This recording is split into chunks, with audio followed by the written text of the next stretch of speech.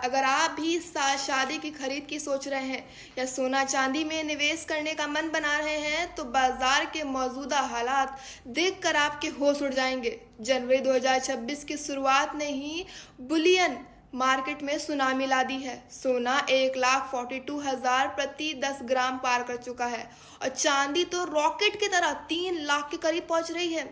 लेकिन सवाल यह है कि आखिर रातों रात ऐसा क्या हुआ?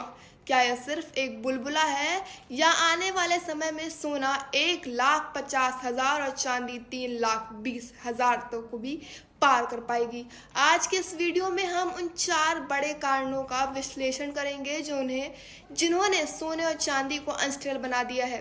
चलिए समझते हैं इस तेजी के पीछे के असली खिलाड़ियों को। ग्लोबल टेंशन और युद्ध। दुनिया के कई हिस्सों में तनाव चरम पर है।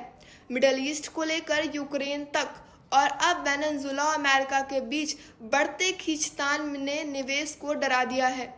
जब भी दुनिया में युद्ध का साया मंडराता है तो निवेशक स्टॉक मार्केट छोड़ सेफ हेवन यानी सोने की ओर भागते हैं। अमेरिका फेडरल रिजर्व और डॉलर का गिरना। अमेरिका के केंद्रीय बैंक यानी फेडरल रिजर्व में मची उथल पुथल ने डॉलर को कमजोर कर दिया है।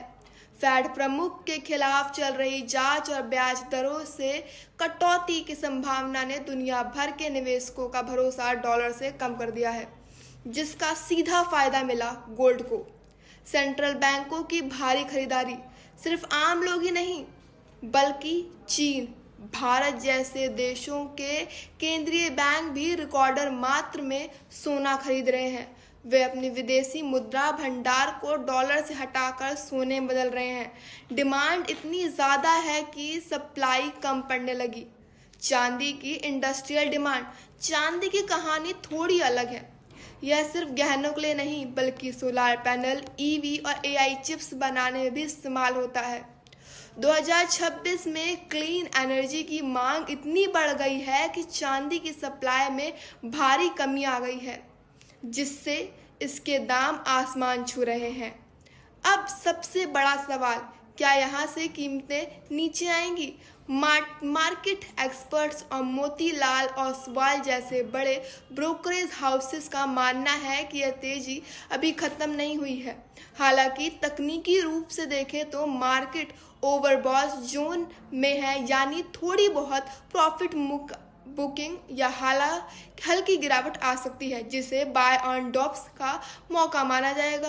एक्सपर्ट्स के मुताबिक सोने का अगला टारगेट 1,51,000, चांदी का 3,20,000 है। जब तक अंतर्राष्ट्रीय तनाव कम नहीं होता, ब्याज दर स्थिर नहीं होते, तब तक मंदी की उम्मीद कमी है।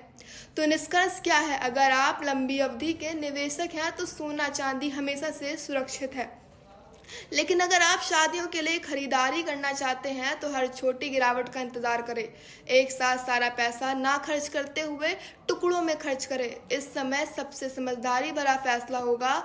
आपको क्या लगता है, क्या चांदी इस महीने 3 लाख का आंकड़ा पार कर पाएगी?